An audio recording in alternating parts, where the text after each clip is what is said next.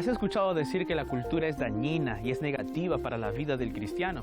¿Será que podemos relacionarnos en nuestro contexto cultural? ¿Será que podemos nosotros presentar o vivir como cristianos dentro de nuestra cultura? ¿Qué es cultura a fin de cuentas? El día de hoy, aquí en Fe para Hoy, estaremos hablando acerca de la relación entre la fe y la cultura. Quédate conmigo, está comenzando tu programa Fe para Hoy.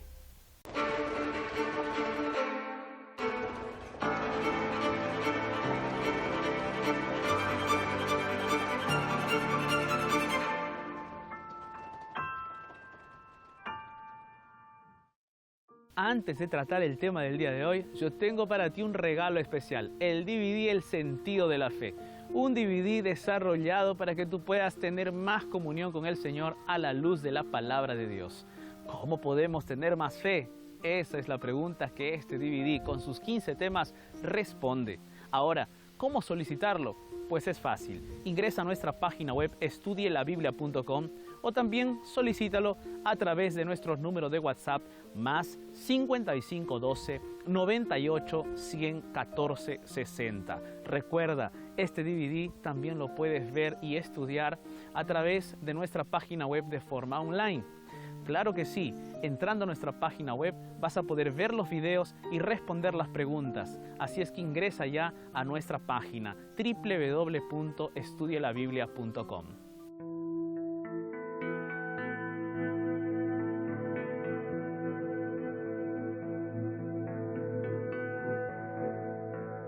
En el mundo cristiano existe una controversia en relación a nuestra aproximación a la cultura. Algunos dicen que debemos aproximarnos a ella sin reservas, mientras que otros afirman que debemos alejarnos completamente de ella. Pero estas divergencias en el pensamiento ocurren porque no existe o no tienen una buena definición en cuanto a lo que es cultura. Entonces, el día de hoy vamos a definirla claramente. Podemos definir cultura como todo aquello que el hombre produce, ya sean cosas materiales o inmateriales. En este caso, cultura sería la silla, el carro, la música, las artes plásticas y todo lo demás que la actividad humana ha producido. Todo esto es cultura. Para entender mejor el concepto de la cultura, podemos recurrir al concepto de la creación. Creación es todo lo que ha salido de las manos de Dios o todo lo que fue creado por Él. Nosotros podemos ver en este mundo todo lo que ha sido creado por Él. Las aves, las plantas, las flores, el sol. Todo lo que nosotros podemos observar ha sido creado por Él. Inclusive aquí el lugar donde yo estoy parado, este campo tan hermoso, tan lindo, fue creado por Él. A partir de estas afirmaciones o a partir del concepto de creación, podemos recurrir a otras afirmaciones y definir otros conceptos. El viento es creación. La energía eólica es cultura. El agua es creación. El jugo es cultura. El árbol es creación. La silla es cultura. El sonido es creación. La música es cultura. La tierra es creación. El ladrillo es cultura. El algodón es creación. La ropa es cultura. Creo que hemos logrado dejar más claro el concepto de cultura. Todo aquello que el ser humano produce es cultura. Una consecuencia directa de este pensamiento es que no podemos huir de la cultura. Nadie puede vivir al margen de la cultura porque la cultura se encuentra en todas partes. Cada ser humano produce cultura. La iglesia produce cultura. Las instituciones producen cultura. La familia produce cultura. Estamos integrados en la cultura. Hay un mandato cultural asignado por Dios a los seres humanos en la creación. En Génesis, capítulo 1, versículo 28, se encuentra ese registro. Génesis dice así: y los bendijo Dios y les dijo: fructificad y multiplicaos, llenad la tierra y sojuzgadla, y señoread en los peces del mar, en las aves de los cielos y en todas las bestias que se mueven sobre la tierra. Dios no les está diciendo aquí a los seres humanos, a Eva y Adán, nuestros primeros padres, que ellos pueden explotar o depredar la naturaleza que Dios había creado. No, sino lo que les está diciendo es que ellos pueden cuidar, proteger y desarrollar aquello que Él ha creado. Entonces, nosotros ya podemos allí observar alguna diferenciación entre lo que es cultura y creación. Por ejemplo, creación es todo aquello que ha salido de las manos de Dios, es todo aquello que ha sido creado por Él. Y cultura es todo lo que el hombre va a realizar a partir de la creación de Dios. Por ejemplo, el limón es creación de Dios, no es cultura. En cambio, la limonada sí es cultura. En el principio, Dios le asignó un mandato cultural al ser humano. Quiere decir que este mandato cultural también es parte de la orden de Dios hacia nosotros. El Creador hizo una naturaleza perfecta, pero no eliminó la posibilidad de que se desarrollen nuevas cosas a partir de lo que Él había creado. Es interesante que el propio Dios otorgó capacidad para que, por ejemplo, algunos seres humanos trabajasen en la producción de artesanía. Acompáñame en este texto bíblico. Moisés les dijo a los israelitas: tomen en cuenta que el Señor ha escogido expresamente a Bezalel, hijo de Uri y nieto de Hur, de la tribu de Judá, y lo ha llenado del Espíritu de Dios, de sabiduría, inteligencia y capacidad creativa para hacer trabajos artísticos en oro, plata y bronce, para cortar y engastar piedras preciosas, para hacer tallados en madera y realizar toda clase de diseños artísticos y artesanías. Dios les ha dado a él y a Aholiab, hijo de Ahisamac de la tribu de Dan, la habilidad de enseñar a otros. Los ha llenado de gran sabiduría para realizar toda clase de artesanías, diseños y recamados en lana púrpura, carmesí y escarlata y lino. Son expertos tejedores y hábiles artesanos en toda clase de labores y diseños. Dios se complace en ver a los seres humanos produciendo cultura para su gloria. Por eso nos capacita, como vimos en el texto anterior. Sin embargo, la contaminación de la cultura a manos del pecado ha hecho que la comunicación intercultural tenga muchos desafíos. En algunos casos, esa comunicación es casi imposible. Es por eso que en el momento de que nosotros queramos presentar un mensaje bíblico, tenemos que tener algo muy en cuenta: la contextualización.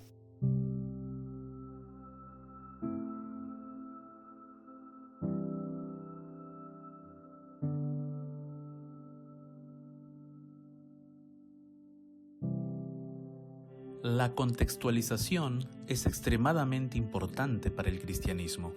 Es un tema que puede hacer la diferencia entre una predicación pura del Evangelio o un Evangelio falsificado y lleno de imperfecciones. Al mismo tiempo que es importante, la contextualización es polémica porque existen posiciones muy diferentes entre los teólogos al respecto de este tema. Pero a pesar de ser un tema polémico, este tema debe ser tratado, y no solo tratado, sino que debe ser bien entendido. De esta forma, podemos usar la contextualización para aprovecharla en la predicación del Evangelio y no perjudicar al Evangelio. Es por eso que, como todos los temas de nuestra vida, debemos estudiar la contextualización a partir de la visión bíblica. Y eso es lo que estamos intentando hacer en este episodio. Frente al escenario filosófico actual, la contextualización del mensaje es una necesidad urgente. Es algo muy importante. Ahora, lo que yo estoy queriendo decir con respecto a la contextualización del mensaje no es la distorsión de los principios bíblicos, sino la adaptación para que los oyentes del siglo XXI puedan comprenderlo y entenderlo. Ahora, esta contextualización está presente también en la palabra de Dios. Por ejemplo, en Apocalipsis, cuando nosotros vemos a aquellos que van a esperar la segunda venida de Jesús, el texto menciona que pertenecen a toda tribu, nación, lengua y pueblo. El texto o la revelación no está excluyendo a las diferentes culturas, sino que los está uniendo. Y allí se menciona a que todos ellos están juntos esperando a Jesús que venga en gloria y majestad. Otro ejemplo real de la necesidad de aprovechar la cultura, aun cuando ésta se contrapone al Evangelio, sucedió en el siglo XIX, en el contexto del avance del Evangelio por todo el mundo.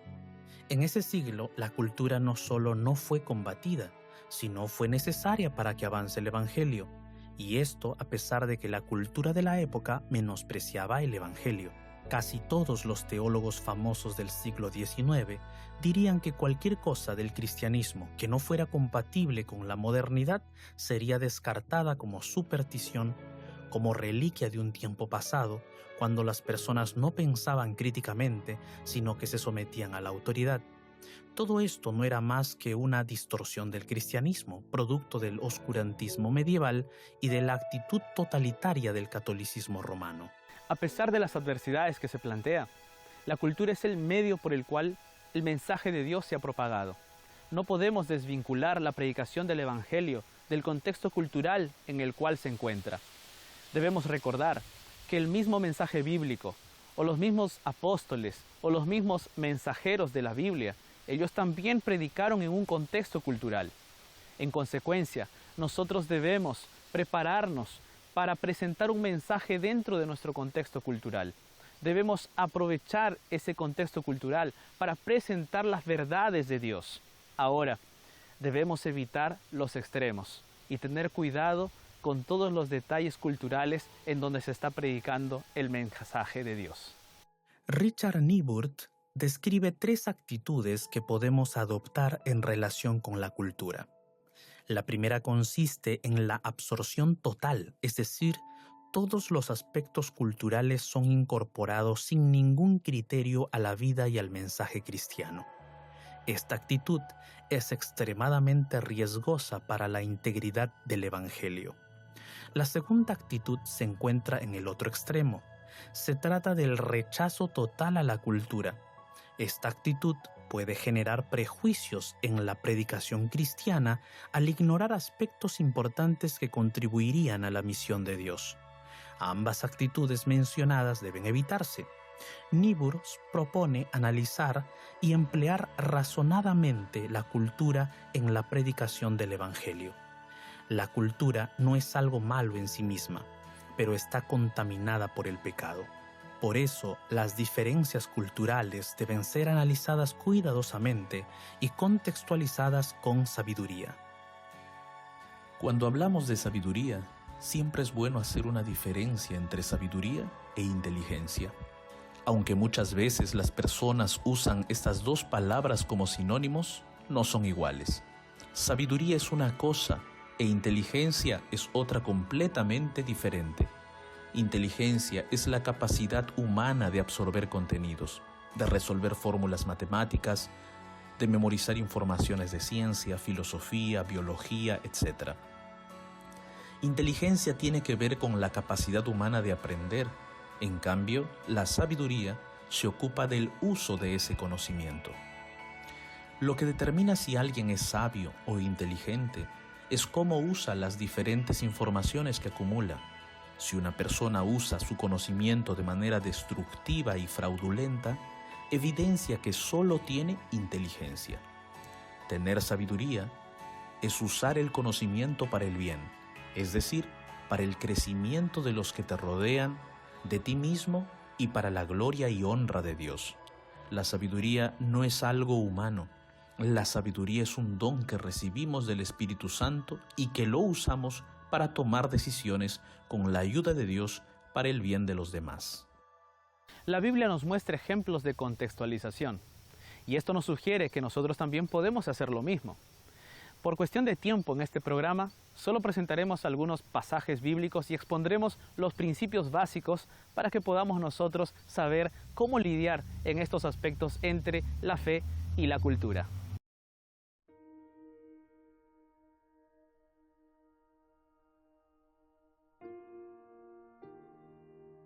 En los inicios de la iglesia cristiana, el mensaje de Dios debía ser proclamado a todo el mundo. Dios deseaba cumplir su misión, pero esta misión debía cumplirse en un contexto cultural. El relato bíblico nos menciona lo siguiente. Cuando llegó el día de Pentecostés, estaban todos juntos en el mismo lugar. De repente vino del cielo un ruido como el de una violenta ráfaga de viento y llenó toda la casa donde estaban reunidos. Se les aparecieron entonces unas lenguas como de fuego que se repartieron y se posaron sobre cada uno de ellos. todos fueron llenos del Espíritu Santo y comenzaron a hablar en diferentes lenguas, según el Espíritu les concedía expresarse. Estaban de visita en Jerusalén judíos piadosos, procedentes de todas las naciones de la tierra. Al oír aquel bullicio, se agolparon y quedaron todos pasmados, porque cada uno los escuchaba hablar en su propio idioma. Desconcertados y maravillados decían: ¿no son galileos todos estos que están hablando? ¿Cómo es que cada uno de nosotros los oye hablar en su lengua materna? El Espíritu Santo pudo haber utilizado diversas formas para la proclamación de su mensaje, pero escogió la lengua de cada uno. Esto nos muestra que a Dios le gusta proclamar su verdad en el contexto cultural de cada persona. En el Pentecostés hubo una contextualización de la verdad. Se dio una contextualización lingüística de la proclamación del mensaje de Dios. Muchos de los presentes, aunque judíos de religión, habían nacido en otros países y se habían criado hablando los idiomas de sus diferentes lugares de nacimiento. La lista que sigue revela a un historiador bien preparado que había investigado cuidadosamente en cuanto a las naciones representadas en esta gran ocasión, quien después asistió por lo menos a una fiesta de Pentecostés y que por lo tanto conocía la heterogénea multitud que se congregaba en esa fiesta. Lucas sigue cierta secuencia al enumerar las naciones como si tuviera una visión panorámica del Imperio Romano. Con Palestina al centro, mira primero al este, luego en orden pasa al norte, al oeste y al sur. De este modo se justifica la referencia a todas las naciones bajo el cielo. En este suceso tan significativo para la historia de la Iglesia cristiana, el Espíritu Santo proporcionó un ejemplo de contextualización en el contexto de transmisión del mensaje bíblico. La Iglesia cristiana actual debe adoptar la misma actitud ante los desafíos lingüísticos, conductuales y medioambientales de cada lugar. Este pasaje bíblico nos relata un momento muy especial y significativo para nosotros como iglesia y para ti que estás conociendo el Evangelio. Dios reveló su Evangelio en la lengua de cada persona y nosotros hoy tenemos esa responsabilidad de conocer el Evangelio y de difundirlo a todo el mundo. También tenemos que preocuparnos de los desafíos lingüísticos, antropológicos y los desafíos culturales de manera general. Pero lo que llama más mi atención de este momento es cómo Dios habló a las personas en la lengua de cada una, de la misma forma en que Dios hoy habla contigo, de manera que lo puedas entender. Un día subían Pedro y Juan al templo a las 3 de la tarde, que es la hora de la oración. Junto a la puerta llamada Hermosa había un hombre lisiado de nacimiento, el que todos los días dejaban allí para que pidiera limosna a los que entraban en el templo. Cuando éste vio que Pedro y Juan estaban por entrar, les pidió limosna. Pedro con Juan, mirándolo fijamente, le dijo: «Míranos». El hombre fijó en ellos la mirada, esperando recibir algo. «No tengo plata ni oro», declaró Pedro, «pero lo que tengo te doy. En el nombre de Jesucristo de Nazaret, levántate y anda». En este pasaje bíblico nosotros podemos encontrar que los apóstoles realizaron el milagro cuando estaban yendo al templo a orar a la hora nona. Esto indica que la cultura materna de los discípulos de Jesús no fue completamente rechazada. Algunos aspectos de la cultura judía en ellos fue conservada, en tanto que otros fue completamente rechazada.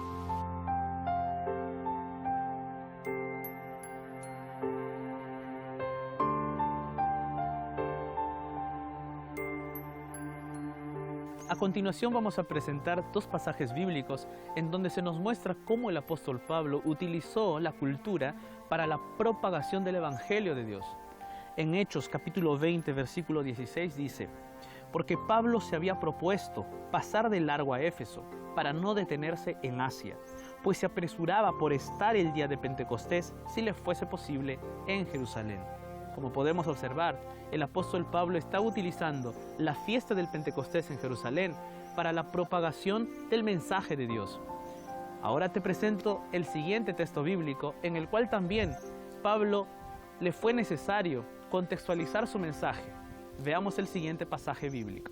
Por lo cual, siendo libre de todos, me he hecho siervo de todos para ganar a mayor número.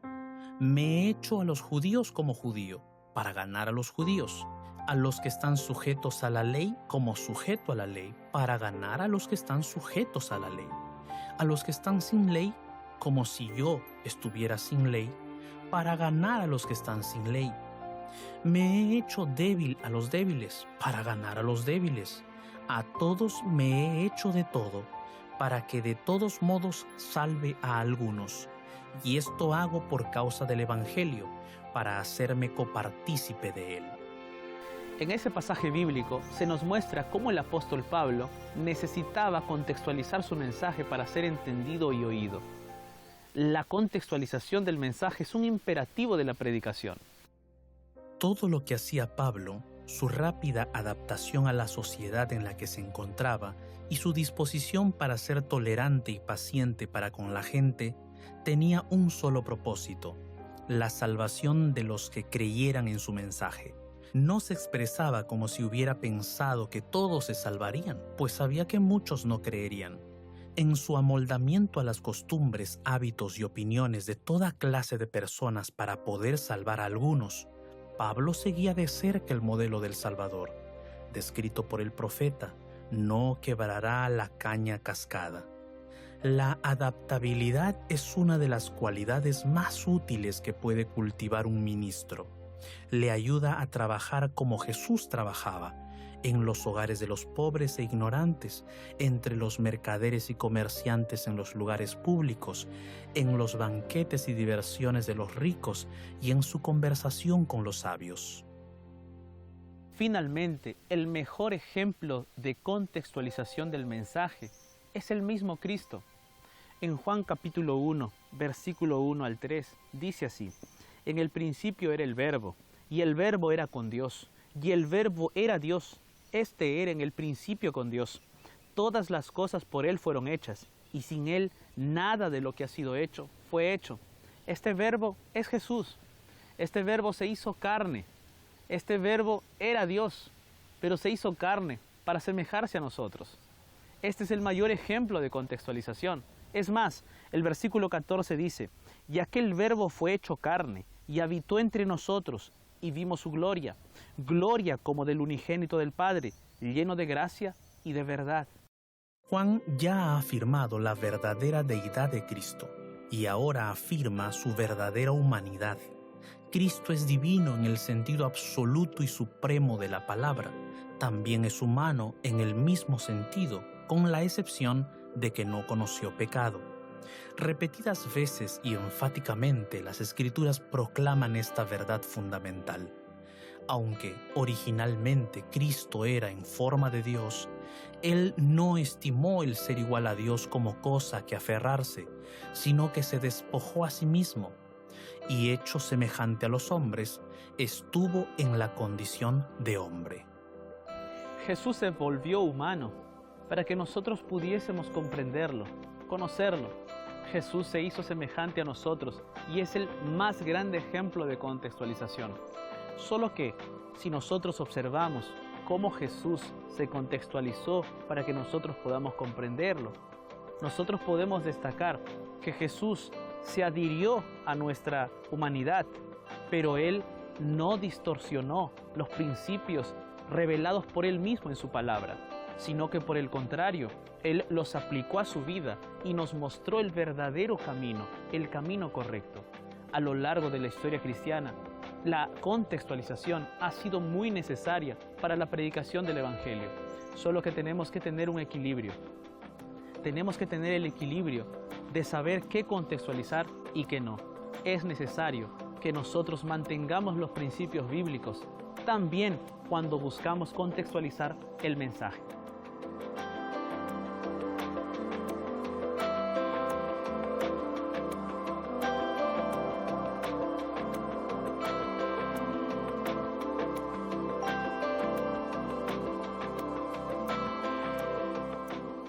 Cuando Dios creó el mundo, todo era perfecto.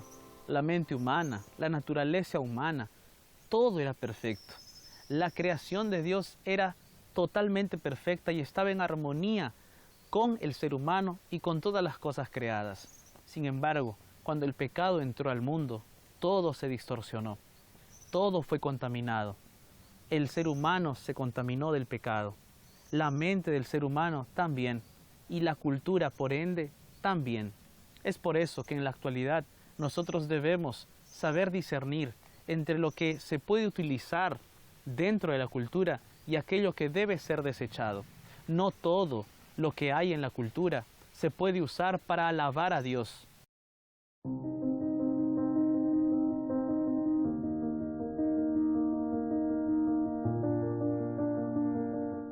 Después de todo lo que hemos observado en el estudio del día de hoy, nosotros podemos todavía preguntarnos, ¿cómo podemos lidiar con la cultura? ¿Cómo podemos presentar nuestro mensaje real, claro y preciso en nuestro medio cultural? Quizás te estás preguntando también, ¿qué cosas de mi cultura o de la cultura donde vivimos debemos rechazar o debemos aceptar o usar para la propagación del mensaje de Dios? ¿Sabes? Muchas de estas preguntas van a quizás dejarnos un poco dudosos de lo que debemos o podemos hacer. Sin embargo, existe un camino seguro y existe un ancla segura para nuestra vida. Existe una luz verdadera que puede iluminar nuestra vida, nuestro corazón, para ayudarnos a tomar decisiones correctas en nuestra cultura. Y es la palabra de Dios. Solamente cuando estudiamos la Biblia vamos a poder nosotros comprender la voluntad de Dios. Porque la palabra de Dios es ese camino, es esa lámpara a nuestros pies que nos va a indicar el camino correcto que debemos seguir. Entonces, mientras más cerca tú estés de la palabra de Dios, mientras más tú bebas de la Biblia, vas a poder tener ese discernimiento espiritual para saber qué es lo correcto y qué es lo que debes desechar. ¿Sabes? Muy pronto Jesús vendrá por segunda vez. Y cuando Él venga, Él nos redimirá completamente del pecado y del dolor que tenemos en el alma. Él también redimirá la cultura. Y en ese ambiente nuevo donde viviremos con Él, todo será nuevo, todo será perfecto otra vez. Mientras tanto, mientras vivamos aquí en esta tierra, mientras vivas en la ciudad donde vives, nosotros debemos discernir por medio del Espíritu Santo y de la palabra de Dios qué es lo correcto y qué es lo que debemos rechazar, qué es lo que podemos usar para la propagación del mensaje de Dios. Te animo para que puedas acercarte más a la Biblia y puedas lograr esa cercanía con Dios a través de su revelación, la palabra poderosa de Dios.